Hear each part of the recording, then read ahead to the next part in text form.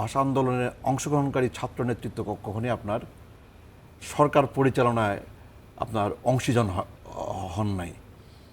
আপনার ৬২-৬৯-এর আপনার ছাত্র আন্দোলনের পরে কিংবা আপনার ৭০-এর নির্বাচনে, হ্যাঁ ৭০-এর নির্বাচনে হয়তো দুই একজন আপনার ছাত্রনেতা, তারা ৬৯-এর ছাত্রনেতা তারা হয়তো নির্বাচনে অংশগ্রহণ করছেন।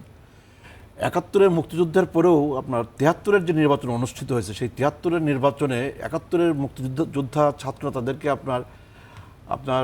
তাদেরকে আপনার এমপি বানাতে হবে, তাদেরকে মন্ত্রী বানাতে হবে, এই প্রশ্নগুলো কিন্তু আপনার সামনে আসে নাই, এই দাবিগুলোও ছিল না। হ্যাঁ, এবং বিশেষ করে আপনার ধরুন যে ১৯৯০ সনে আমরা আপনার সর্বদলীয় ছাত্র ঐক্য করেছি, ডাকসুর নেতৃত্বে আপনার ২২ ছাত্র সংগঠন আমরা সর্বদলীয় ছাত্র ঐক্য করেছি আমরা এরশাদের স্বৈরশাসনের বিরুদ্ধে গণতন্ত্রের দাবিতে।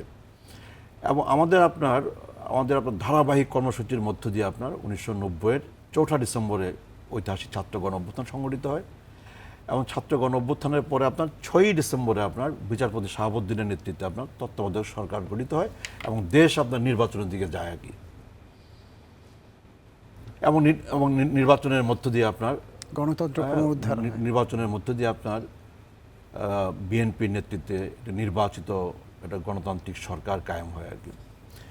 তো এইবার আপনার এই জুলাই গণ অভ্যুত্থানটা, এটা নিঃসন্দেহে এটা একটা অভূতপূর্ব আপনার ছাত্র জনতার একটা অভূতপূর্ব আপনার গণ অভ্যুত্থান, অভূতপূর্ব।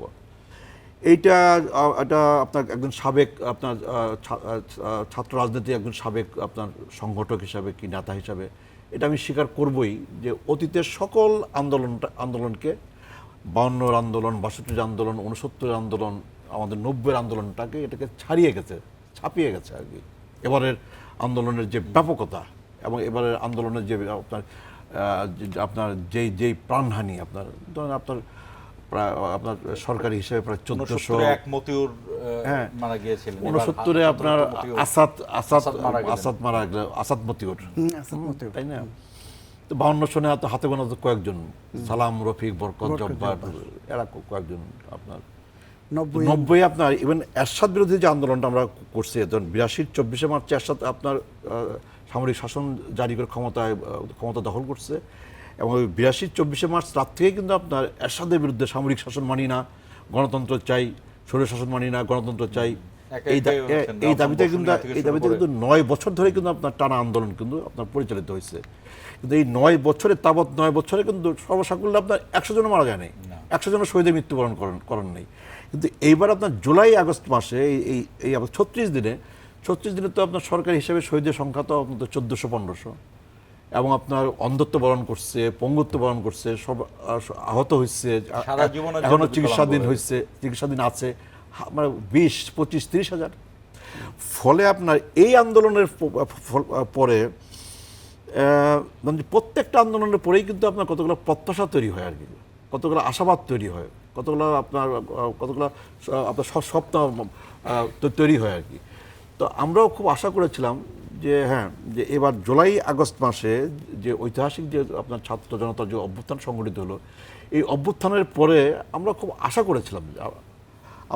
করেছিলাম যে আপনার হ্যাঁ, রাষ্ট্রের আপনার প্রয়োজনীয় সংস্কারগুলো হবে, আপনার রাজনীতিতে প্রয়োজনীয় সংস্কারগুলো আমরা দেখতে পাবো, রাজনৈতিক দলের মধ্যে, রাজনীতিতে, আপনার রাজনৈতিক ব্যবস্থায়, রাষ্ট্রীয় কাঠামোগুলোতে আপনার। তাহলে আমাদের একটা ব্রেকের সময় হয়েছে, তো আপনার এই জায়গাগুলোতে আপনার যে ইতিবাচক যে পরিবর্তনগুলো হবে আমরা সবাই আশা করে বসেছিলাম, এই জায়গাতে বোধহয় আমরা সর্বশেষ পরিস্থিতিতে আমাদের মধ্যে হতাশা আপনার তৈরি হয়েছে, হতাশা কাজ করছে আর কি। আপনার সুলতান ভাই যে কথাগুলো বললেন যে এখন আপনার মনে হচ্ছে যেটা অরাজক পরিস্থিতি চলতেছে আর কি আপনার।